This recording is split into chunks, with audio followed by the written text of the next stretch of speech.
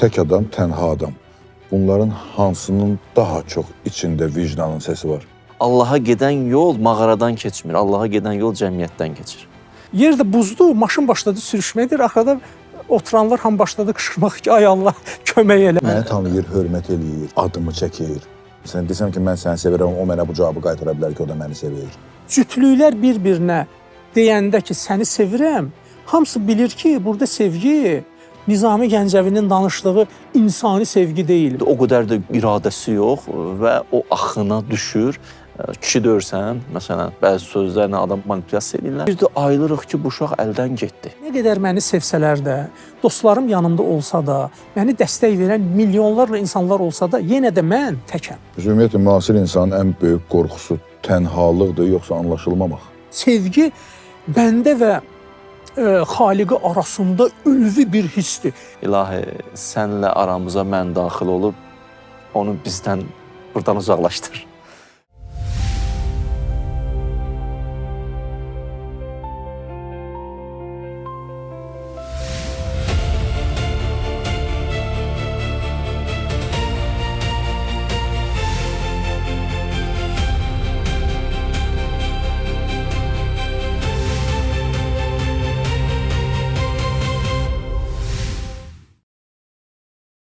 Bugünkü mövzumuz təklik və tənhalıqdır. Ümumiyyətlə, amma bunu hara bağlayırıq? Yəni, bugünkü müasir dünyanın təqdim etdiyi təklik və tənhalıqdan danışırıq. Ona görə ilk sualım, insan özü ilə baş-başa qalmaqdan qorxur, fikrini ilahiyyat baxımından necə izah edərdiniz? Təşəkkürlər, Allah razı olsun. Salamlayıram həm sizi, həm izləyicilərimizi. Xoş gördük. Bəli, təklik və tənhalıq. Belə deyərdim ki, insan bəzən özü ilə üzləşmək istəmir. Çünki üzləşsə, bəzən yenidən başlamalı olacaq. Yenidən də qayıtmaq istəmir. Keçmişə qayıtmaq istəmir. Belə deyək, təzədən başlamaq istəmir və biraz da məsələni dərinləşdirsəm, insanda iki dənə fundamental duyğu var. Biri kamilliyə olan şövq, insan ucalmaq istəyir, normaldır. Bir də natamamlıqdan qaçmaq hissi, belə ki, nöqsandan qaçmaq, azla barışa bilmir. Məhdudu sevmir. Elə İbrahim Peyğəmbərin sözü bu idi. La uhibbul afilin. Bir şey ki, qürub edir, mən canım qürub edəni sevməz. O, əbədi deyilsə, müvəqqətidirsə, mən müvəqqətini sevmirəm. İnsanda bu iki dənə duyğu fundamentaldır. Belə ki, biri kamilliyə olan şövq, biri də natamamlıqdan qaçış hissi. Bəzən bunlar ikisi, hər ikisi aktiv olur. Bəzən biri aktiv olur, biri deaktiv olur. Məsələn, kamilliyə olan şövqüsü bəzi insanlarda aktiv deyil. Fikir verirsiniz, xırda bir dənə detal, bir dənə xırda bir hadisə onu ruhdan salır. Günlərlə bunu motivasiya eləmək lazımdır. Ümumiyyətlə, bu özü də maraqlı mövzudur ki, Rövşən müəllim də toxunar da. Yəni, həmişə motivasiya ilə yaşamaq yaxşı bir halda yoxsa yox. Belə özünü çarəsiz hiss edir, aciz hiss edir və ruh düşkünlüyü yaranır. Hətta bu cəmiyyətə də neyir, belə deyək, cəmiyyətə narahat edir. Bəzən də əksinə, bu hiss görürsən aktivdir, ikinci hiss. Gəldim sualımızın cavabı üçün bunu bu qədər danışdım. Mütləq insanşünaslıq mövzuna girmədən bu mövzular həllini tapa bilmir. İkinci hiss, yəni nöqsandan qaçış, natamamlıqdan qaçış hissi bəzi insanlarda aktiv olunur. Belə insanlar isə öz nöqsanlarını görmək istəmir və yaxud görmür. Nə görür o yalnız? Özünün yaxşı tərəflərini, yaxşı cəhətlərini, uğurlarını, belə bir sözlə, məni görür, mən. Dində də buna təkəbbürdür, kibirdir, ücüb deyil, mən dini terminoloji adlarını istəyirəm deyim. Yalnız orada mən görməyə başlayır və özünün nöqsanlarını görmür və yaxud görmək istəmir və bu mən, Həllacın bir dənə belə bir fikir vardı, yadıma düşdü, deyir ki, ilahi, sənlə aramıza mən daxil olub, onu bizdən buradan uzaqlaşdır. Bəzən o mən daxil olanda nə olur? Böyük bir problemlər yaranır. Hər halda, insanda bu his aktiv olmadığına görə nöqsanı görmək, belə deyək, nöqsandan qaçış hissi, natamamlıqdan qaçış hissi aktiv olmadığına görə, o bir his aktiv olduğuna görə bu daha özü ilə oturmaq istəmir, özünü vərəqləmək istəmir, özünü oxumaq istəmir. Halbuki ilk məsələ, hətta məsələn, ayə deyim qısa, buyurur ki, özünüz haqqında düşünün. Adətən mövzu özündən kənar olur. Amma ayə deyir, bir dəqiqə dayan, özün haqqında düşün. Çünki özün haqqında düşünməsə heç şey başa düşməyəcəksən. Özünü qoymusan kənara, hər şey haqqında düşünürsən, sən heç nə başa düşməyəcəksən həyatda. Çünki özəy sənsən də ortada. Mən belə cavab verərdim. Hətta İncildə də var, deyir, dur və düşün. Dur və özün haqqında düşün. Hər şey əslində o düşüncədən başlayır da. Yəni sən həyatı dəyişmək istəyirsən, ilk tövsiyə nədir? Yenə də düşün.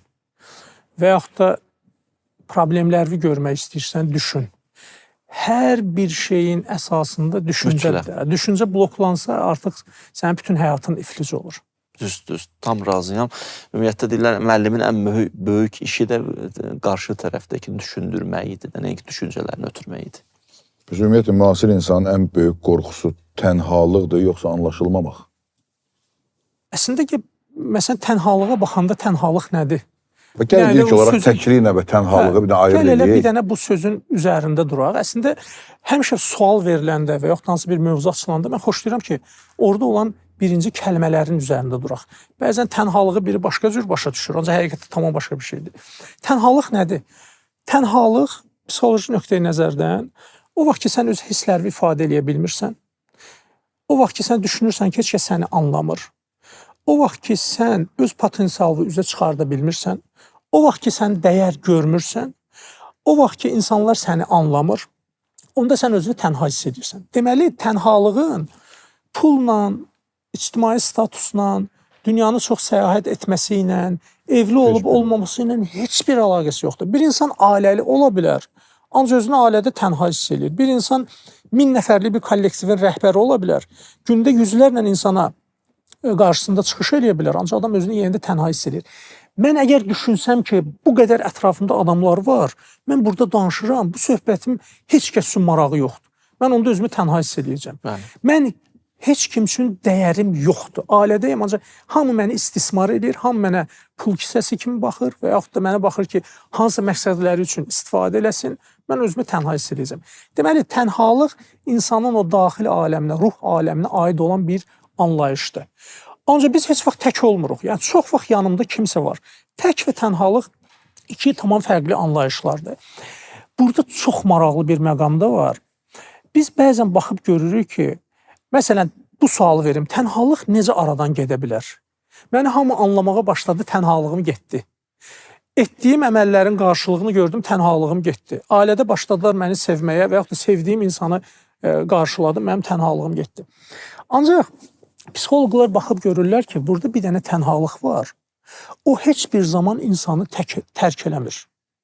Məsələn, bədii ədəbiyyatda, psixoloji ədəbiyyatda bir növ tənhalıqdan danışıblar ki, o tənhalıq səni sevib sevməməklə heç bir əlaqəsi yoxdur. Hamı səni sevir, hamı sənə hörmət eləyir, hər şey yaxşıdır, sən özünü yenə də tənha hiss edirsən.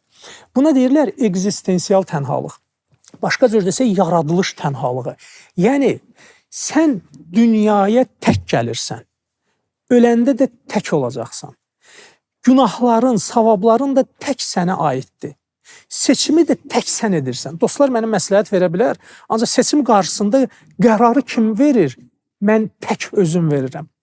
İnsan şuuraltı anlayır ki, nə qədər məni sevsələr də, dostlarım yanımda olsa da, məni dəstək verən milyonlarla insanlar olsa da, yenə də mən həyatım, ölümüm, seçimlərim, həyatımın ən mühüm mövzuları qarşısında təkəm.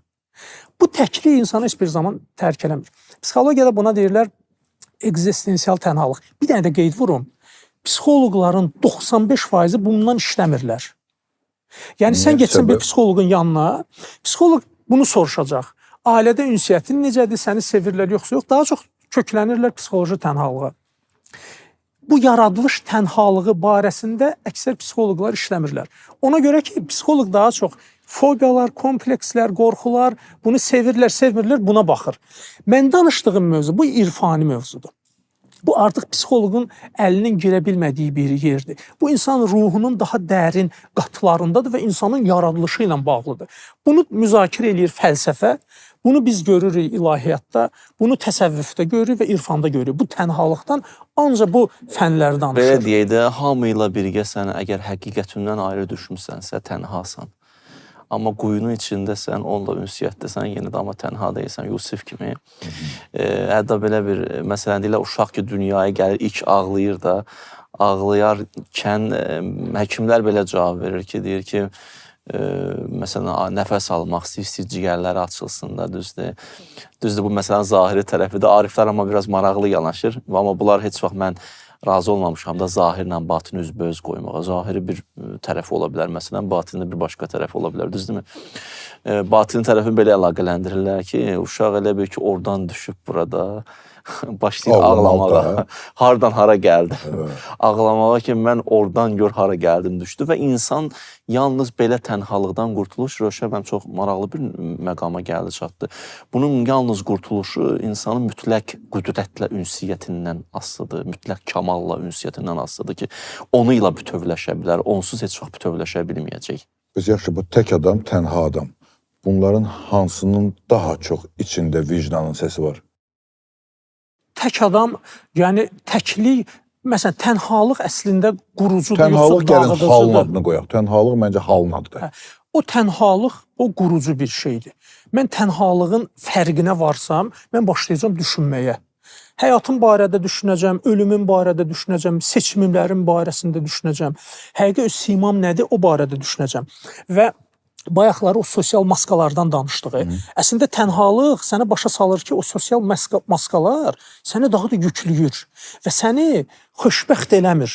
Deməli, tənhalıq əslində gözəl bir şeydir də, ancaq sən onu düzgün düşünəsən. Bəziləri tənhalığın təsiri ilə intihara gedə bilər, tənhalığın təsiri ilə cəmiyyətdən uzaqlaşa bilər. Ancaq düzgün istiqamətə yönəlsə, insan çalışacaq o tənhalıqdan qurtulsun. Burada sual, o yaradılış tənhalığından qurtulmaq olur, yoxsa yox? Yoxsa elə həmişə o sızıntı sənin içində olacaq. Məsələn, tənhalıqdan bizi qurtaran nədir? Mən hiss eləyirəm ki, tək deyiləm. Biz əgər fikirləşsək ki, həyatımızın heç bir anında mən tək deyiləm, həmişə bir əl mənim üzərimdədir, ona dayansam, o problemlərimi həll edə bilər, seçimlərimdə mənə dəstək ola bilər, ölümdə belə mən tək deyiləm, onda o egzistensial tənhalıq da aradan gedəcək.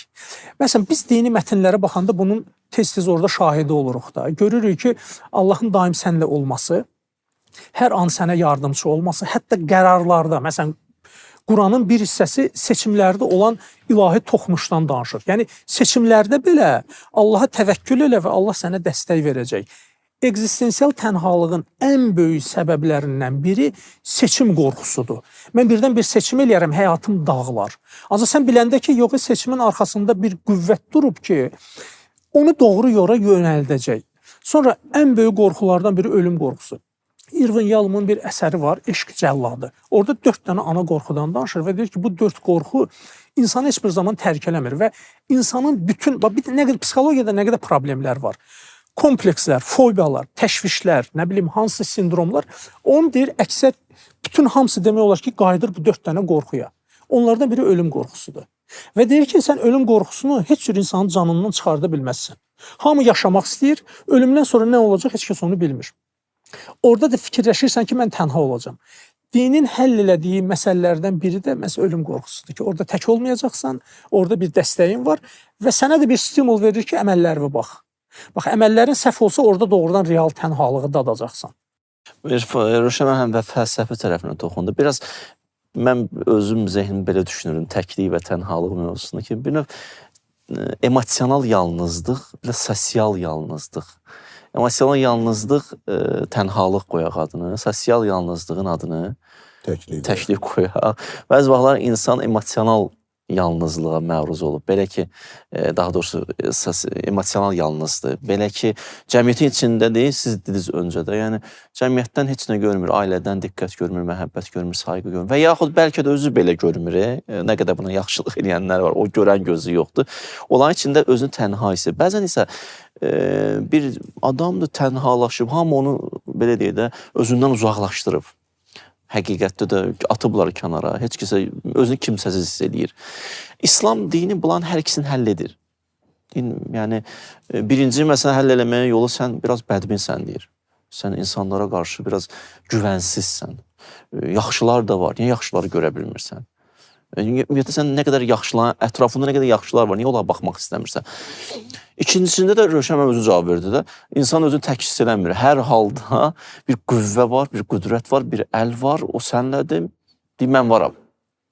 Bir nəfər alim deyirdi ki, Dedi ki, məni ziyarətə gəlirəm, həcc ziyarətinə, mənə tövsiyə edərdiniz. Bir dənə söz dedi. Dedi ki, Allahı bir dənə deyəcəm, belə düşünərsən. Dedi, necə? Dedi, əlində 5000 pul var, ticarət qurmaq istəyirsən, amma qorxursan. Qorxursan ki, itirərəm də, nəyim var budur da, milyonum yoxdur ki, 5000 itirim. Amma bir anda bir nəfər milyarderi gəlir, deyir ki, işə başla, mən varam. Necə işə başlayırsan? Rahat. 5000 itsə də onsuz da var da. bax, insan deyir, gətirək mövzunu burada, yəni insanla gətirək Allahla bu cürünə baxaq məsələyə ki, Allaha etimad. Ya, mən bu mənada təbliğat aparmıram, siz məni tanıyırsınız da, yəni iş görmə, Allaha güvən, ondan söhbət getmir. Hətta bir verilişlərin birində də bu sözü işlətdim, burada yeri düşdü. Bəzən uşaqlarımız, övladlarımız stoldan özünü atır bizə üstümüzədir. O qədər arxayındır ki, tutacaq. Yəni, demir də tutmayacaqlar da, buraxır öz deyir, mən istəməmişəm, amma səni tutacağam. Amma bilir ki, o qədər sevgi var, məhəbbət var, biz bu tutacaq. Çox arxayınlaşıb da.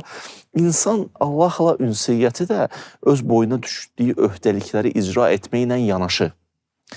Bunu özüm altından xətt çəkirəm ki, istifadə olunmasın. Allaha bu cürünə güvən, iman insanı təklikdən çıxardır həmişə. Məhz Yusuf quyudan çıxanda ilk deyilən söz bu idi. Dedilər, yazıq, qərib. Dedi, mən qərib deyiləm, Allahla idim. Yəni, quyunun içində də qərib olmamaq mümkündür. Bəs tənhalıq insanın özünü tanıması üçün fürsətdir, yoxsa psixoloji təhlükə? Bu Yenə də insanın özündən asılıdır. Yenə də insanın özündən asılıdır. Sən o tənhalığa necə baxırsan? Necə yararlanmalıdırlar bu tənhalıqdan ki, bu psixoloji təhlükə? Olar, bir də üzr istəyirəm, sual necə? Bu tənhalıq var, insanın özünü tanıması üçün fürsətdir, yoxsa bu psixoloji təhlükəyə də çevrilə bilər? Aydındır, maraqlıdır. Buyurun. Bu yenə də insanın öz baxış tərzindən asılıdır. Sən tənhalığı nə görürsən? Bəzən tənhalığı bir nemət kimi görə bilərsən. Nemət kimi görsən, o səni düşünməyə vadar eləyəcək, özünü tanımağa vadar eləyəcək. Yox, əgər bu tənhalığı sən bir dərd kimi görsən, bir sıxıntı kimi görsən, əlacı olmayan psixoloji bir hal kimi görsən, sən onun əlində təbii ki, o səni məhvə sürükləyəcək və həyatını dağıdacaq. Müasir insanın ən çox əziyyət çəkdiyi hiss və yaxud da hisslərdən biri tənhalıqdır. Müasir cəmiyyəti məhv eləyir və tənhalığın ən böyük səbəblərindən biri də sosial mediadır. İnsan o qədər məcazi aləmə qapanır ki, o qədər hər şey süniləşir və səthiləşir ki, canlı ünsiyyətin həzzindən məhrum oluruq. Məsələn, biz keçmişə baxanda bizlər daha canlı ünsiyyətə gedirdik. Bütün tədbirlər canlı, bütün kurslar canlı. Kimlə ünsiyyət eləmək istəyirsən, gərək gedib canlı görüşəsən. Və nəticədə insanlar daha sosial olurdu və o canlılıq bizə tənhalıqdan uzaqlaşdırdı. İndi həyatımızın 80% qutunun içindədir. Qutunun içində yaşayırıq, qutunun içinə minirik, qutunun içində baxıb məlumatları ötürürük, söhbətimiz qutunun içində və həyatımızda bütün hisslərimiz də girib o qutunun içinə. Tənhalıq get-gedə artır. Yəni, əvvəlki insanın tənhalığına baxanda müasir dövrün insanı daha çox özünü tənha hiss edir. Bir də iqtisadi və siyasi və nə bilim ailədən azadlıq, dindən azadlıq, bütün mədəni dəyərlərdən azadlıq. Əvvəl insan o cür deyildi. Bizim üzərimizdə məsuliyyət var idi. O məsuliyyət məcbur eləyirdi ki, mən özümü tənha hiss eləməyim. Çünki mən nə vaxt canlı oluram? O vaxt ki, canlı insanlarla ünsiyyətdəyəm və ciddi aramızda rabitə var. Müasir dövr o rabitəni qırdı. Ailə dəyərlər sıfır vəziyyətində, məsuliyyət minimum. Dini, mənəvi, mədəni dəyərlər hamısı sıfır aşağı və müasir dövrün insanı daha çox deyirlər kosmopolit ol. Yəni bir növ bədəvi ərəb kimi çadırını götür, harada sənə rahatdır, orada çadırını qur və orada yaşa. Nə vətən var, nə ailəyə bağlılıq var, nə kökə bağlılıq var. Bütün bu bağlılıqları qırır. Əvəzində nə verdi? Erich Fromm'un bir məşhur əsəri var, Azadlıqdan qaçış. Əsərin ana ideyası bunun üzərindədir. Müasir dövr bizə azadlıq verdi, ancaq bu azadlığın da ciddi bədəli oldu. O bədəllərdən biri də tənhalıqdır. İçimiz boşaldı. Və deyir ki, əvvəl üzərimizdə olan o bağlar indi yoxdur. Və dünya elə bildi ki, o bağları qırmaqla biz azad olacağıq. Və əslində biz azad olmadıq. Ümumiyyətlə, azad olmaq qeyri-mümkündür. Bəzən danışırlar, azad olaq, müstəqillik, düşüncə müstəqilliyi, hiss müstəqilliyi. Tam azad olmaq bu qeyri-mümkündür. Sən həm fəlsəfi baxımdan, həm sosial... Hər mənada. Sosial azadlıq nə qədər mümkündür? Mən işləməliyəm. İşləməklə azadlığımın bir hissəsini mən tərk edirəm. Sübh saat 8-də durmalıyım 12-yə kimi, 6-ya kimi. Müəyyən bir vaxtda işləyirsən. Deməli, azad ola bilməzsən. Ona görə bu cəmiyyətin həyat tərzi, o məlum trendlər bizim həyatımızda ciddi şəkildə boşluq yaratdı. Bir də son bir məqamı da mən qeyd eləyərdim. Sevginin devalvasiyası. Məsələn, biz qədim ədəbiyyata baxanda sevgi necə təsvir olunur? İstər Nizami, Nəsimi və yaxud da o dövrdə olan qərb ədəbiyyatına biz baxanda, təsəvvüf, irfan ədəbiyyatında sevgi bəndə və xaliqi arasında ülvi bir hissdir. Nizami Gəncəvi Məcnunun eşqindən danışır, ancaq eşqdən müalicəsi tapılanda Məcnun eşqdən müalicə olmaq istəmir. Sonra Leyliyə nə deyir? Leyli axırda gəlib o Məcnunu görmək istəyəndə o səhralıqda. O deyir ki, mən əslində səni axtarmırdım ki, mən sənin Məcnunun deyiləm. Burada ilahi eşqdən danışır. Günümüzdə eşq nədən danışır? Eşq, sevgi deyəndə, bir gənc digərinə sevgi etirafı deyəndə bu başa düşülür. Mən səni intim olaraq, ehtiras olaraq istəyirəm. Yəni, ilahi eşqdən, cəmiyyətə olan eşqdən, vətənə olan eşqdən yavaş-yavaş düşdü aşağı, indiki eşq heyvani eşqdir. Dünyada trenddə olan, bestseller olan eşq barəsində yazılmış kitablara baxsaz, hamısı sevginin 50 çaları, nə bilim, Kamasutra tipində olan əsərlər, sevgi artıq heyvani hisslərdən ibarətdir. Və cütlüklər bir-birinə deyəndə ki, səni sevirəm, hamısı bilir ki, burada sevgi Nizami Gəncəvinin danışdığı insani sevgi deyil. Məsələn, Şeyx Tusinin belə bir sözü var, deyir ki, sevginin növlərindən biri insanın xasiyyətinə olan sevgidir. Yəni, bunda bir şəxsiyyət görürsən, sən şəxsiyyətinə vurulursan. İndi kimin şəxsiyyətinə vurulur? Daha çox sevgi artıq biz dediyimiz kimi də, yəni maksimum həzz, maksimum ehtiras və bütün yazılan ədəbiyyatlar, psixoloji əsərlər, bütün hamısı köklənir ki, sən necə bu həyatdan maksimum həzz alasan. Bu həzzin üzərində qurulmuş həyat bizə tənhalıq gətirir. Çünki mən insanlıqdan uzaqlaşmışam. Mənim axı mühüm insani hisslərim var. Onlar ödənmir. Onlar ödənmir, artıq insan özünü heyvanlar aləminin bir növü kimi artıq hiss eləyir. Rövşən bəy ailə institutunun sıfır olmağından danışdı, amma burada daha da bir önəmli məqam var ki, hansı ki ümumiyyətlə indi sıfıra inib məhəllə institutu. Əvvəl məhəllə bizi tənha olmağa qoymurdu. Tək qoymağa qonşularımız var idi, dostlarımız var idi, əməlli başlı ünsiyyətdə idi. İndi məhəllə institutu ümumiyyətlə sıfırdır. Kökü ümumiyyətlə bugün müasir insan daha çox individuallığa üst tutub da, yəni belə deyək, tənhalaşıb. Həqiqətən də elə söz deyirsiniz, mənim öz uşaqlığım yadıma gəlir ki, qonşular bir-birinə deyirdi ki, məsələn, çörək qutarıb, bir dənə gəd oradan yarım dəl çörək gətir. Ya məsələn, o qonşu gəlib ona çörək yiyirdi, bu gəlirdi bura. İndi blokdan çıxırsan, adam öz qonşusunu bəzən tanımır da.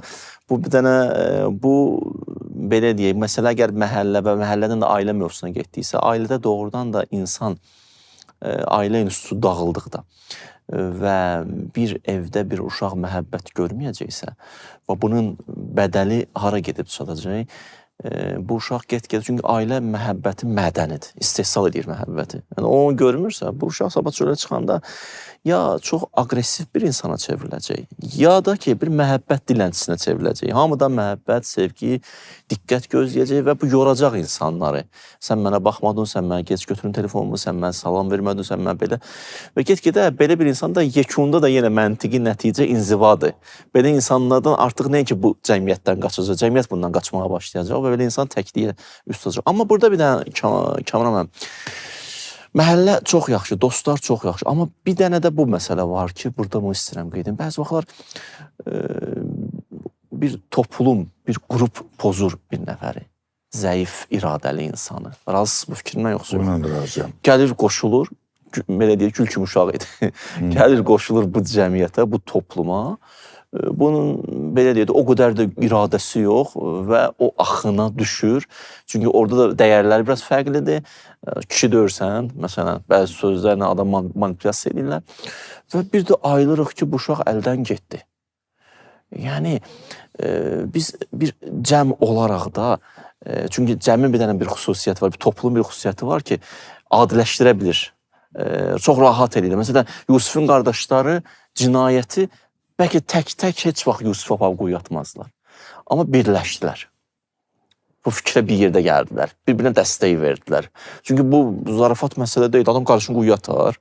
Yəni, gör nə qədər məsələ ciddidir ki, bunlar bir-birinə kömək eləyə axırda Yusifi quyuya atırlar və ataya da gəlirlər, deyirlər ki, güya elə bilirlər ata uşaqdır da, ata bunlara deyir ki, qurt yiyər, yəni nəfsiniz qurtdur da, canavarsınız, yırtıcı heyvansınız, sizin özünüzün xəbəri yoxdur.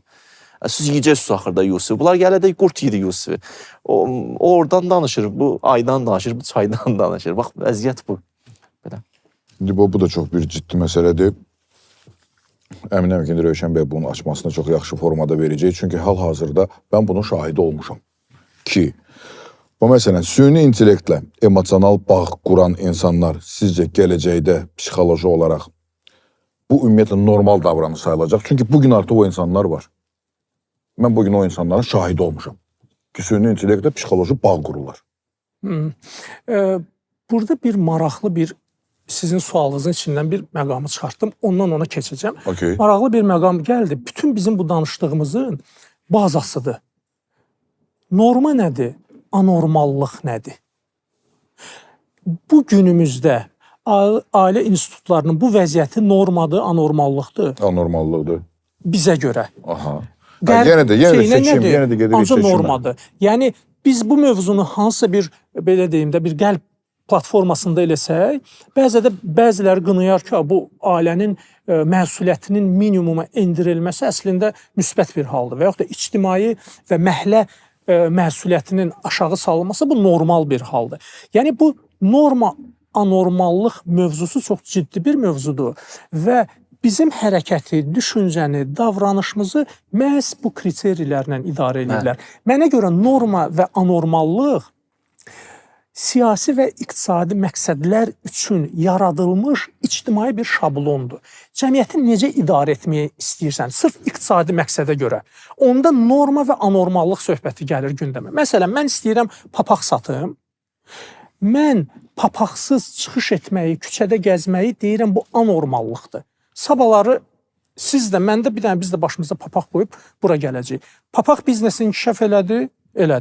Və yaxud da ki, papaq qoymaq, necə ki bizdə də bir dövr olmuşdu ki, Rusların gələn məqamında papaq qoymaq bizə görə, yəni onlara görə, sistemə görə düzgün sayılmırdı. Qərar çıxartdı ki, papaqlı küçələrdə gəzmək bu anormal davranışdır. Ondan sonra papağı yığışdırdılar, məqsəd siyasi məqsəd idi, milli kimliyi aradan aparmaq istəyirdilər. Və yaxud da mən sizə belə bir sual verim. Biri gəlsə sizin yanınıza, bu insan doğru danışan insandır, mömin insandır.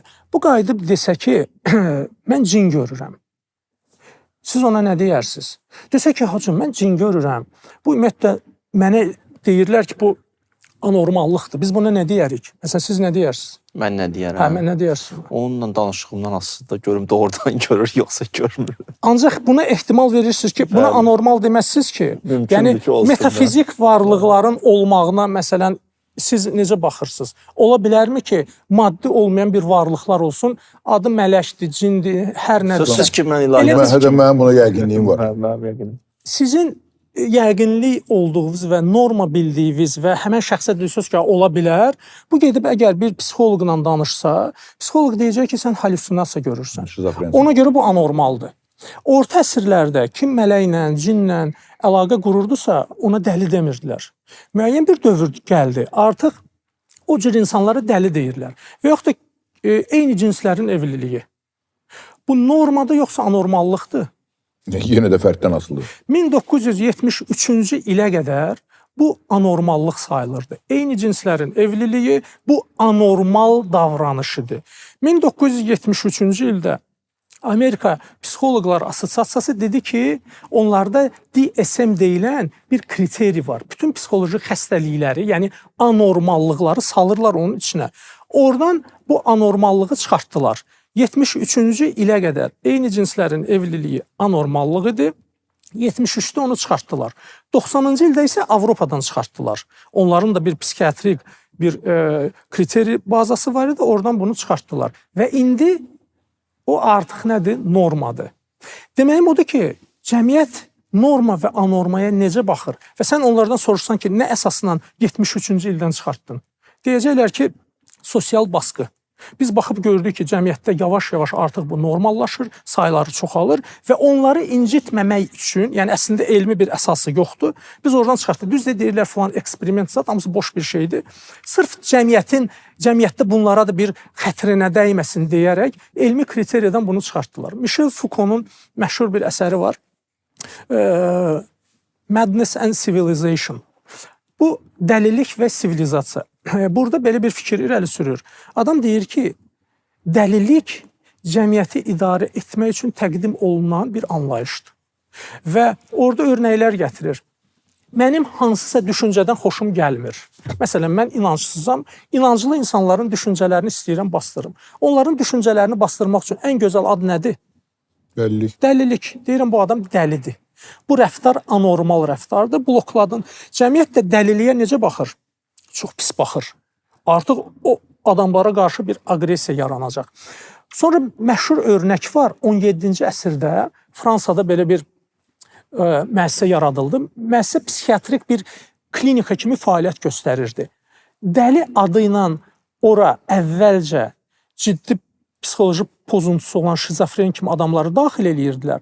17-ci əsrdə ora bilirsiniz kimləri daxil eləməyə başladılar? Tənbəlləri, işsizləri. Ona görə ki, onlar iqtisadi olaraq sərf eləmirdi. Və işsiz və tənbəl adamlara dedilər, dəlidir və psixiatrik müəssisələrə bunları saldılar. Sonra saldılar ora fahişələri. Çünki onların o vaxtı yanaşmasına görə bu yaxşı bir hərəkət deyildi, belə bir yanaşma oldu. Sonra ora saldılar dini nöqteyi nəzərdən bunların yanlış bildiyi inancları. Məsələn, Katolik kilsəsini qəbul etməyən qruplar var idi. Dedilər, bunlar dəlidir və adamı saldılar psixiatrik klinikalara. Müalicəsi nə idi? Lobotomiyadan tutmuş ən ağır orada işgəncə şeyləri tətbiq eləyirdilər. Deməli, bu dəlilik tarix boyu biz baxanda görürük ki, müəyyən bir sistemi Hər də mərhələ keçib. işini idarə etmək üçün təqdim olunan bir məsələdir. Ona görə hamısı ona qayıdır. Ailə dəyəri nədir? Nə normadır? Bax, gəlin gedək, baxaq görək ki, müasir psixologiya nə deyir, ailə institutları nə deyir və nəyi təqdim edirlər, o artıq görürsən ki, sən bilirsən də kurs hara gedir və istiqamət nəyin üzərində qurulur. Süni intellekt barəsində bir dənə bunu deyim. Ümumiyyətlə, mən süni intellekt, sivilizasiyanın təqdim elədiyi hər bir şey bizim inkişafımız üçündür. Yəni, bu texnologiya bizə inkişaf verir. Ancaq bəzən onlardan biz yanlış istifadə edirik. Sosial media mənə görə lazımdır, mütləq lazımdır. Çünki mən bir yazıcı olaraq bu dəqiqə, məsələn, bizim New Yorkda may ayının sonunda böyük bir təqdimat mərasimimiz olacaq. Amerikalı bir naşir kitabı tərcümə edib, ora dəvət edib. İşlərimizin 80%-i sosial media ilə görürük. Ona görə bu lazımdır. Ancaq mənfi tərəfləri də var. Süni intellektin mənfi tərəfi var. Ciddi şəkildə mənfi tərəfləri var. Ən böyük mənfi tərəfi mən Platonun bir Fedrus adında bir əsəri var. Orada Sakratın bir dialoqunu gətirir. Sakrat orada Yunan tanrısı Totla Yunan Allahı padşahı olan Tanusun arasında dialoqu danışır. Tot deməli kimdir? Yazını ixtira edən Allahdır. Yazını, rəqəmləri bu Allah ixtira eləyib, gəlir Tanusun yanına, bu padşahın yanına. Padşaha deyir ki, padşah sağ olsun, mən bir kəşf eləmişəm. Bu kəşfdən sonra insanlar daha müdrik olacaqlar və daha inkişaf eləyəcəklər. Nəyi kəşf eləmişsən? Deyir, yazını, rəqəmləri, artıq fikirlərini yazacaqlar. Padşah qayıdır, Tanus buna deyir ki, əslində deyirsən bizi deyir, bədbəxt elədin bunu ilə. Çünki insanlar artıq beyinlərinə yox, o yazıya güvənəcəklər və düşünəcəklər ki, artıq məlumat oradadır və mən beynimdə bunu saxlamağa gərək yoxdur və beyin inkişafdan qalacaq. Bu, hələm Platonun o Fedrus əsərində olan dialoqdur da. İndiki dövrə biz inkişafa baxanda görürük ki, texnologiya inkişaf etdikcə biz ağlın potensialından daha az istifadə edirik. Get-gedə gücümüzü biz doğrudan da elə bil ki, yavaş-yavaş azaldırıq. Ona görə süni intellekt faydalı olar, ancaq faydalıdır həmçinin. Sadəcə olaraq deyirəm də, yəni orada olan məlumatlardan başqa bir özün də düşünün, özün də bir araşdır. Siz bu arada nə düşünürsünüz? Çünki əməlli başda emosional bağ var ya, hacı. Deyir, məni tanıyır, hörmət eləyir, adımı çəkir. Məsələn, desəm ki, mən səni sevirəm, o mənə bu cavabı qaytara bilər ki, o da məni sevir. Bu yenə də tənhalığın bir növüdür. Oradan qaçıb gəlib bura. Ünsiyyət də olsa pasiv ünsiyyətdir də. Yəni həqiqətən görsən belə deyə də qarşılıqlı ünsiyyət deyil də. belə götürmək olar məsələni. Mən düşündüyüm qədər insan hər halda belə deyək, düşünməkdən məhrum olmamalıdır. Hər şey o düşüncədən başlayır. Biraz öncə də qeyd olundu. Yəni, insan zehnini işə salmalı. Çünki zehnin bir dənə xüsusiyyəti var, elə deyil ki, həmişə olduğu kimi qalacaq. İşlədilməyəndə zəifləyir və belə ki, hətta geriliyir. Ona görə biz bunu işlək saxlamalıyıq və emosional tərəfi də ola bilər ziyan vursun. O emosional tərəfdə diqqət olunmalıdır. İnsanlarla ünsiyyət, rabitə azaldıqca insanın o duyğuları da get-gedə sönməyə başlayır, sönükməyə başlayır. Və bu, yekunda bu insan sosiallaşmadığı təqdirdə, tənhalaşdıqda da öz həqiqətinə qovuşa bilməz. Çünki insanın həqiqətə gedən yolu ictimailəşməkdən gedir, sosiallaşmaqdan gedir, fədadan gedir, fədakarlıqdan gedir, ünsiyyətdən gedir. Yəni, Allaha gedən yol mağaradan keçmir, Allaha gedən yol cəmiyyətdən keçir. Mən nə qədər qopsam cəmiyyətdən, öz həqiqətimdən qopacam. Biz burada başa salmalıyıq ki, ümumiyyətlə, texnoloji ədəb deyilən bir şey var da. Texnologiya ilə düzgün istifadə etmənin qaydaları. Həm psixoloji qaydalar var, həm davranış qaydaları var. Onlardan biri də bu süni intellekt də ora daxildir. Sən bu süni intellekti nə üçün istifadə eləyəsən? Hansı yerdə istifadə eləyəsən və ona necə baxasan? Bu bir yanaşmadır da. Biz bunu verməsək, cəmiyyətdə bunlar faciəyə gətirib çıxardacaq. Bir dəfə bir forumdur, orada mövzu elə bu cür süni intellekt və texnologiya idi. Bir nəfər qayıtdı, dedi ki, bizim qurtuluşumuz texnologiyadadır. Nə qədər texnologiya inkişaf eləsə, insanlıq da o qədər inkişaf eləyəcək. Mən dedim ki, texnologiya cəmiyyəti irəli aparır, gözəl bir şeydir. Ancaq bu alətdən düzgün istifadə etmə qaydası, etikası, davranışı, biz cəmiyyətə bu marifi verməsək, texnologiya bizim üçün faciə ola bilər. Yəni, bir atom bombası düzəldərsən, hansı ki, ondan enerji ala bilərsən, ancaq burada kütləvi qırğın silahına çevirə bilər. Sənin bir vicdanın və bir yanaşman düzgün olmasa, bu o tərəfə gedəcək. Və yaxud da süni intellekt bizim bacarıqları inkişaf etdirmək üçündür. Nəinki mən ona bağlanım, canlı insanla olan hissləri ona yüklüyüm. Yəni, bu maarif, bu qayda, bu mütləq olaraq öz balansını qorumalıdır. Bir də ki, cəmiyyətdə tez-tez eşitdiyimiz belə bir söz var da, özün ol. O özün olmaq nə deməkdir? Öz bir səthi öz var, bir həqiqi öz var da. İnsan gələ ümumiyyətlə doğrudan elə özü olsun, nə mənada. İnsan bəzən özünə yadlaşır, özündən uzaqlaşır. O öz insanın həqiqətidir, fitrətidir. Belə ki, o özdə insan bağlanıb mütləq kamala. Necə məsələn bir alma ağacdan dərilsə, kənarda qalsa, nə qədər üzərinə yağış yağsa da belə, nə qədər günəş üzərinə işıq saçsa da belə, şüa saçsa da belə, o bir dönəmdən sonra solacaq, çürüyəcək, həqiqətindən uzaq düşür. Bizim həqiqi özümüz konkret olaraq bağlanıb mütləq kamala. Və o özünlə həqiqi, mütləq kamalla olan əlaqəsi, ünsiyyəti də günəşlə şüanın rabitəsinə bənzəyir. Necə biraz günəş bir an gözünü qırpsa şüa nə olar? Yoxdur. Yəni, bu qədər bağlılıq var. Hətta Quran-ı Kərimdə bir ayə keçir. Allah Teala buyurur, Entumul fuqara ilallah. Deyirsiniz, belə deyilsiniz ki, varsız eyni zamanda fəqirsizdir. Varlığınız fəqirliyin özüdür. Varlığınız ehtiyacın özüdür. Siz ehtiyaclı varlıq deyilsiniz, ehtiyacın özüsünüz. Yəni, siz hər an ondan nəsə alırsınız, hər an ondan nəsə almağa ehtiyaclısınız. Və insan bu cür Allahla, həqiqi qüdrətlə. İradəmiz olmadan ürəyimiz döyünür. Bəli. Ehtiyaca baxın. Bəli, 100%. Elədir. Ona görə də biraz öncə də lap əvvəldə bir söz qeyd etdik ki, biz düzdür azadıq, amma bəzi mövzular var ki, daha biz orada seçim eləmirik. Orada mən, belə deyim də, çox gözəl, mən seçimlə yaşayayım, yoxsa seçimsiz yaşayayım? Bu, sən mütləq seçimlə yaşayacaqsan. Yəni, burada sənin belə bir seçimin yox. Sən muxtarsan, ixtiyarlı varlıqsan. Burada səni belə yaradıblar. Yəni, orada mən bunu seçim, bunu seçmeyim. Mən hərəkət edim, etmeyeyim. Sən hərəkətli varlıqsan. Bu bulağı hara istiqamət verim? Şoran torpağa, yoxsa düz istiqamətə verim ki, orada gülistan yaransın. Bunu sən seçəcəksən. Bu seçim sənin öhdəndədir. Amma mən seçimlə yaşayayım, yoxsa yaşamayayım. Burada sənin ixtiyarın yoxdur. Burada sən o ixtiyar anlayışın itib. Bu özü də göstərir ki, sən deməli bir mənada da bağlısan bir nöqtəyə ki, orada hər şey sən istədiyin kimi deyil. Bu birisi mənada. Digər mənada yox. Bir maraqlı psixologiyada bir mövzu var. İnsanın təməl hissləri nədir? Yəni, mən bəzi xüsusiyyətlər var, mən xarakterini sonradan qazanıram. Gedirəm, sərt bir mühitdə böyüyürəm, orada hansısa bir məndə olmayan xüsusiyyətlər əldə edirəm. Və yaxud da təhsil alıram, orada bir mədəniyyət, bir maarif əldə edirəm. Əgər bütün bu həyat boyu qazandığımız hissləri qazısaq, kökdə bizim elə yaradılışımızla bərabər olan hansısa hiss var, yoxsa yoxdur? Məsələn, David Hume'un məşhur bir yanaşması var, deyir, insan ağ vərəqdir. Hər şey ora sonradan yazılır.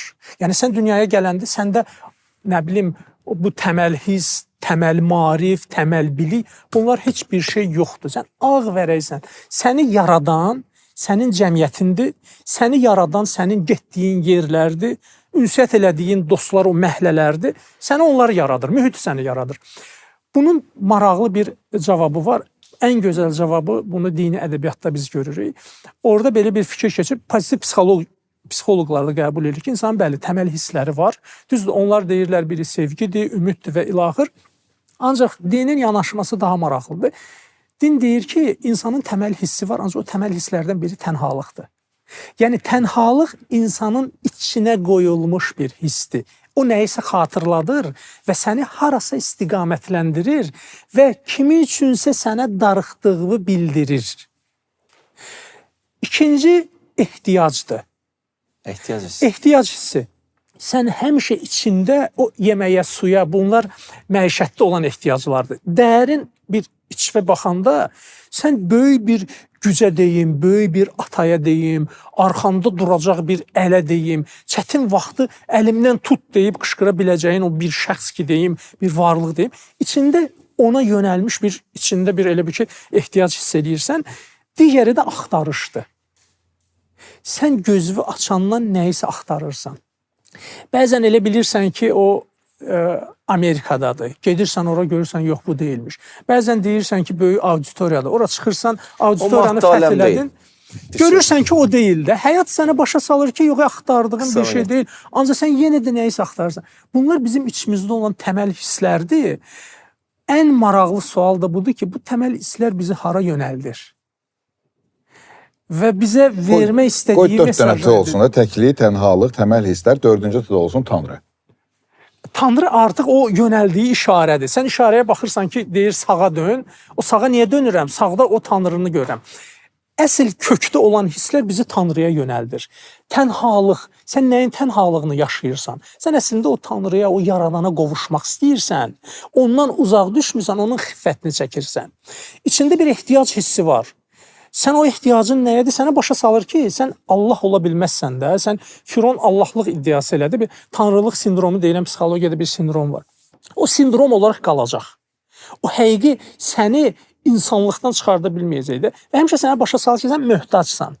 Sən vücudun möhtacdır. Ümumiyyətlə, günəşin şüası kimisən. Günəş olmasa, sən belə deyildi, ondan qırılıb yerə bir dənə şüa düşəcək, qalacaq. O yaş yer qalmadı anlayışı kimi də. Günəş getsin, sən olmayacaqsan. Bir də ki, o insan öz içinə baxır, görür ki, daim nəyinsə axtarışındadır. O yenə də Allah axtarır. Bir Arifin yanaşması vardı. Deyirdi ki, isim, feil, bir də şəkilçi nəzərə alın. İsmin öz-özlüyündə bir mənası vardı. Amma şəkilçinin məsələn özü-özlüyündə mənası yoxdur da. Şəkilçi isimlə məna tapır da. İnsan da bir bənzir, bir məxluq olaraq bir şəkilçiyə Allah isminin yanında məna tapır. Allah isminin kənarda qoysun bir mənada mənası yoxdur. Mənasızdır. Yəni, heçdir.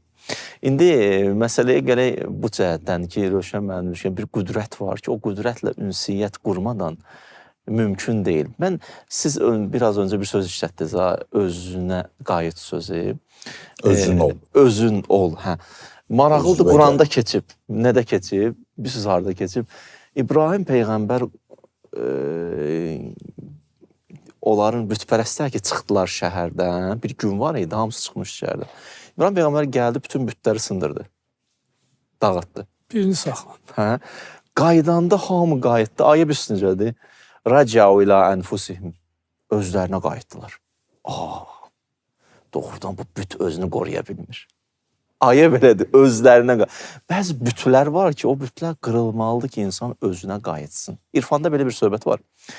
Deyir ki, ümumiyyətlə, sirat nədir? Yol. Axı biz adi yolda, bir mən varam, bir yol var, bir də məqsəd var da gedəcəyim yol. Bir Arif bir dənə qəşəng izah verirdi. Deyirdi ki, bunlar üçü də səndədir. Sən səthi özdən ali özə girsən. Yol da səndir, sən də sən. Gedəcəyin, çatacağın o nöqtə də sənsən. Sözsüz ki, o nöqtə yenə də Allahla bağlıdır, işim onda deyil. Deyirdi ki, sən riyadan ixlasa hərəkət edirsən, tutaq ki, düzdür, riya anlayışı var da. Riyadan ixlasa olan hərəkət sənin daxilində baş verir. Sirat səndən kənarda deyil, içindədir bu proses. Hamısı burada gedir. Yəni, sən səthi özdən ali özə tərəf hərəkətdəsən. Bu maraqlı burada bir məqam yadıma düşdü. Biz indi özdən danışdıqda özünü tanı, özünü qayıt və özünü qayıtmağın bir mənası da mən belə başa düşürəm ki, sənin əsl o ehtiyacın nədir? Həqiqi ehtiyacına, o cəmiyyətin sənə yer etdiyi bu telefona, nə bilim, sosial şəbəkədə özünü görsətmək, bu ehtiyaclar yox, bu qondurma ehtiyacları. O təməl ehtiyaclara qayıdır və o qayıdış səni düzgün yerə aparacaq. Biri gəlir İmam Sadiqin yanına, deyir ki, Allahın varlığını mənə sübut elə. İmam deyir ki, olub ki, sən gəmidə səyahətə çıxmısan, deyir, hə, olub. Deyir, olub ki, gəmin tufana düşüb, deyir, hə, olub. Deyir, tufana düşəndə, o gəmi səni atıb tutanda, hansı ki, bilirsən ki, bu gəmi sənin Dadıva çata bilməyəcək, bu mütəxəssis kapitan sənə yardım eləyə bilməyəcək və içində artıq gəmi batır və içində belə bir his olubmu ki, bir dənə qüvvə var, o qüvvə mənə bu son anda əlimdən gəlib tutacaq. Deyir ki, hə, olub belə bir şey. Deyir, bax, o Allahdır, o Tanrıdır. Yəni, biz nə vaxt ki, doğrudan tənha qalırıq, yəni bu dəqiqə canım rahatdır, rahat oturmuşam, burada sudan içirəm, mən heç vaxt tənhalığı hiss eləyə bilmərəm, əziz dostlarım da yanındadır. Tənhalıq, nə vaxt ki, doğrudan tənha qalırsan, baxıb görürsən ki, həmişə unutduğun, dəyər vermədiyin bir varlıq var, o sənin yanındadır. Bir dostlardan biri danışır, deyir, maşında gedirik, qış ayıdır və arxada bir neçə nəfər oturub, söhbət Allahdan düşdü. Onlar da Allah inanmırlardı. Deyirlər ki, yox da, Allah yoxdur, nə bilim, bu dəqiqə elm kəşf edib ki, Tanrı deyilən bir anlayış yoxdur, bunu təcrübə eləmək olmur. Deyir, bu tipdə bir söhbət eləyir. Birdən yer də buzdu, maşın başladı sürüşməyə, deyir, arxada oturanlar ham başladı qışqırmaq ki, ay Allah, kömək elə. Yəni, o dandığın Allah belə, o səngərdə deyirlər ki, ateist yoxdur da, məşhur ifadədir. Səngərdə ateist yoxdur. Ateist o səngərə düşənə qədərdir, o ön cəbhəyə gedənə qədərdir. O təhlükə ilə üzbəyüzdə sən deyirsən ki, yox, o danışılan kimi deyil də. Burada bir əl var ki, bu dəqiqə mənim əlimdən tutacaq. Burada bir fəlsəfi nöqtəni qoyum, onu fikrimi yekunlaşdırım. Fəlsəfədə belə bir anlayış var. Buna deyirlər asosiativ anlayışlar. Asosiativ anlayışlar nədir? İki dənədir anlayışda, əgər biri varsa mütləq o birisi də var. Susuzluq. Əgər sənin içində susuzluq varsa, mütləq bir dənə su var. Və yaxud da deyirəm ata. Məsələn, deyirəm, bu atadır. Əgər biri atadırsa, mütləq olaraq onun övladı var. Yəni, ata anlayışı varsa, onun qarşısında bir dənə də ona uyğun başqa bir anlayışlar var. Buna deyirlər əlaqəli o asosiativ anlayışlar. Onlardan biri də bax, bu axtarışdır. Mən həmən anda bütün beynimdə olan hər şey, buludlar getdi. Deyirəm ki, bir nəfər var mənim əlimdən tutacaq. Bu da eyni həmən o his kimidir. Axtarırsansa, deməli, o axtardığın da var. O axtarılan da var. Yəni, həmən vaxtda fəlsəfə deyir ki, bu mümkün deyil də. Ona görə də əbədiyyata olan his varsa içimizdə, məhz ölümdən xoşumuz gəlmir, bəzən mövzunu dəyişirik, xəstəliklə mübarizə aparırıq. Deməli, əbədiyyat adlı bir yer, məkanda olmalıdır. Amma burada bir dənə də mən nə istədim? Özə qayıdışdan çox danışdıq, o tənhalıqdan. Özə qayıdış bu cür nədə başa düşülməsin cəmiyyətimizdə ki, biz cəmiyyətdən qopmaq kimi danışmırıq. Ümumiyyətlə, İslam tohidi dünya görüşündən bir ilahiyyatçı olaraq istəyirəm bu məsələyə xüsusi toxunum ki, İslam tohidi dünya görüşündə belə ki, insanın həqiqətə yetişməsi, qovuşması mümkün deyil ki, tənha gəlib çatasın. inziva ilə mümkün deyil. Bir guşəyə çəkilməklə mümkün deyil. Necə cavab budur? Quran belə bir kəlmə təqdim edib. Xəlifətullah. İnsan ən gözəl adıdır. Allahın xəlifəsi. Yəni canişini. Allahın canişini yəni nə? Bütün adlar bunda təcəlli edib. Allahın bütün adları. Çox sadə cavab. Allahın bütün adlarının məndə təcəlli eləməsi mümkün deyil bir guşədə alınsın. Məsələn, Allahın adlarından biri səbirdir, sabirdir. Gələk mən cəmiyyətlə ünsiyyətdə olum, kontaktda olum ki, səbir edim. Allahın adlarından biri səttardır, örtmək. Nəyi örtəcəm? Nəyi? Gələk bir ünsiyyət olsun, kontakt olsun ki, mən nəyisə örtüm ki, Allahın o səttar adı məndə təcəlli eləməyə başlasın. Mən cəmiyyətin içində olmadığım təqdirdə o adlar təcəlli eləməyəcək. Mümkün də deyil. Ona görə ona gedən yol. Hətta Quranda maraqlı bir ayə keçir. Deyir ki, baxın ayə, deyir ki, varkəv, rüku edin, vəscudu, səcdə edin. Sonra deyir, vəfəlul xeyr. Xeyir işlər görün. Namazda təkcə, oruç deyil tək, gedin xeyir işləri görün. Sonra birisi nə deyir? Deyir ki, belə olduğu təqdirdə siz fəlaha yetişərsiniz. Fəlah nədir? Fəllah bağbana deyirlər. Bir buğdanı əkir, sonra sümbül eləyir. Belə deyək də, düz deyil, yan o deyə. Ya bir toxumu əkir, fidan olur. Deyir, içinizdəki istəyirsiniz o fəzilətlər toxumu fidana çevrilsin, belə deyək, cücərsin, inkişaf eləsin. Sizin rükuvunuz da olmalıdır, səcdəviz də olmalıdır. Eyni zamanda insanlarla cəmiyyətlə kontaktınız da olmalıdır. Cəmiyyətlə də ünsiyyətiniz olmalıdır. Amma nə yaxşı olar ki, onların rənginə boyanmayasan, hansı rəngdən söhbət gedir da bəllidir. Onların o lazım olmayan rənginə boyanmayasan. Dünya ilə ol, dünyaya bağlanma. Yəni, sən cəmiyyətin içində olmalısan. Bizim dinimiz rahibliyi qəbul eləmir və səndə maddi resurslar olmalıdır, 100% olmalıdır. Çünki bir çox gözəl işləri görmək üçün o resurslar sənin əlində olmalıdır. Bir sədra fəlsəfəsi də bunun üzərində qurulub. Sədra 4 dənə səfər anlayışı var. Səfərlər. Biri haqqı olan səfər. Yəni, qopursan, yəni, nə mənada? Cəmiyyəti içindəsən, amma dünyaya bağlılığın yoxdur, getdin ora. Elə ki, çatdın ora, çatandan sonra haqqın içində səfərdə, belə Allahın əsması ilə, adların içində səfər edirsən, sonra qayıdırsan, sonra qayıdırsan. Hara qayıdırsan? Qayıdırsan dünyaya, amma necə qayıdırsan? Qayıdanda artıq gözlərin açılıb, qəlbin gözləri açılıb. Hər şeydən əvvəl Allahı görürsən, hər şeylə Allahı görürsən, hər şeydən sonra Allahı görürsən. Bu gözün açılıb. Gözünü açıb göndəriblər sanki dünya. Amma artıq burada sənin bir başqa missiyan var. İnsanlara aparmalısan. Yenə də gəldiyi cəmiyyətə insanlara aparmalısan. Sənin belə bir missiyan var ki, bəşəriyyətin əlindən tutub, əslində böyük bir motivasiyadır. Ən çətin eniştacı odur da. Yəni, aparmalıyam, insanları çatdırmalıyam. Yəni, ayəsini də deyim, Rövşən müəllimə verim. Quranda bir ayədir, görün nə söz deyir. Orijinaldan icazə verirsə deyim, deyir, ya əyyətuvən nəfsul mutmainnə. Ey aram vücud, hüzurla dolmuş bir vücud. Söz budur. İrci, qayıt. Qayıt nə zaman deyirlər? Demir, gəl. Qayıt budur ki, ay bala, evdəydin, çıxmısan bayra, qayıt evə. Sən oradaydın zaten.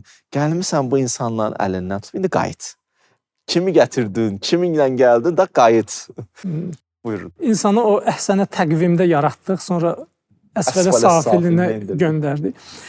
Deməli, məşhur bir əxlaq ustadı olub, Əhməd Nəraqi adında. Bunun məşhur bir əsəri var, Meyrac-ı Səadət.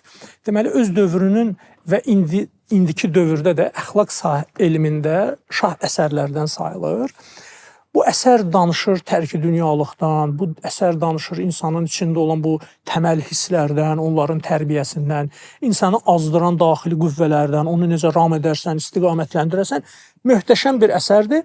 Bu kitabı yazanda öz dövründə böyük rezonans doğurur. Bu kitab keçir bir dərvişin əlinə. Dərviş də o keçə paltarı geyinib, özündə o kəşfülü boynunda, belə bu cür səfər eləyən bir adamdır, həyatdan qırılmış bir adamdır. Kitab keçir bunun əlinə, kitabı oxuyur, deyir ki, mən öz pirimi tapdım. Onlar da elə bil ki, dərvişlərin bir istiqamət verici, bir pirləri, bir liderləri olmalıdır da, mənəvi belə deyim, axsaqqalları, mürşidləri. Bu deyir ki, mən onu tapacam. Nəsə ondan soruşur, bundan soruşur, uzun bir müddətdən sonra gəlir Əhməd Nəraqinin evini tapır. Deyirlər ki, evi budur. Bu da baxır, görür ki, böyük bir dənə imarətdir, böyük divarları, yəni bağ-bağat. Bu deyir, yox, siz yəqin mənə səhv istiqamət vermişsiniz. O Meyrac-ı Səadət var ha. onun müəllifi olan Əhməd Neraqini deyirəm. Deyir, elə budur da, evi buradadır. Bu deyir ki, yanılmışam da, bu boyda kitabı yazıb şöhrət üçün. Ancaq özü dünyaya bağlılığını pisləyir, özü dünyanın içində yaşayır.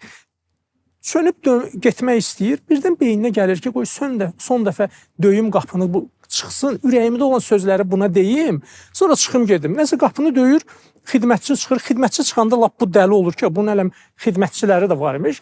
Deyir ki, bəs Əhməd Neraqi bu evin sahibi, onu bir dənə çağırın, bir-iki kəlmə ona sözüm var. Əhməd Neraqini çağırır, bu da çıxır, görür normal geyimdə, o dövrün yəni qəşəng əbasında, bu lap belə özündən çıxır. Deyir ki, o kitabı yazmısan, ancaq bir hissəsinə belə sən əməl eləmirsən də və başlayır bunu nəsihət eləməyə ki, bəs ən pis insan odur ki, dediyinə əməl eləməsi. Molla Əhməd Neraqi deyir ki, ən belə həyatda dəyər verdiyin yer nədir, haradır? Deyir, Kərbəla. Deyir, məni ilə Kərbalaya səfər olarsan? Deyir, hə. Yolda başlayırlar bunlar getməyə. Birdən dərviş deyir ki, bircə dəqiqə burada qal, mən papağımı yadımdan çıxartdım, sizin evin qarşısında qoymuşam. Onu götürüm, gəlirəm. O dönmək istəyəndə Molla Əhməd Neraqi qolundan tutur. Deyir ki, mən bu boyda imarəti qoyub gedirəm, qapısını da açıq qoydum. Sənin deyir, olan qalan bir dənə 1000 yerindən yamanmış bir papağın var. Sənin beynində hələm də o papaqdır. Ancaq deyir, mən arxamda o boyda imarəti qoydum və biləndə ki, mən gedirəm o müqəddəs məkana, hər şeyi unutdum. Fikrim bu dəqiqə oradadır. Sənin beynin o yamanmış papağındadır. Deyir, indi dünyaya ən çox bağlanan mənəm, yoxsa sən? Orada bunu başa salır ki, sən dünyanın içində ola bilərsən, əslində olmalısan da. Ancaq əsl o irfan odur ki, sən o əlində olan bu alətlərə, bu qələmə nə qədər bağlısan. Ola bilsin həyatında olan şeyin ancaq budur, bu sənin milyardındır da, düzdür? Olan qalan mülkün budur. Ancaq buna o qədər sarılmısan ki, sən deməli dünyapərəst bir insansın. Süleyman Peyğəmbər zövq anlayışı yoxluqda olmur ki, nəyinsə var zahid olursan da. Yəni bir şey yoxdur, nəyə zahid olacam ki? Zövq da odur ki, var, ona rəğbətim yoxdur da, məni əsir eləməyib, bağlamayıb özünə. Belə. Ona görə əziz izləyicilər, yaxşı mənada özünüzə gəlin. Gələn dəfə sosial maskalardan danışacağıq.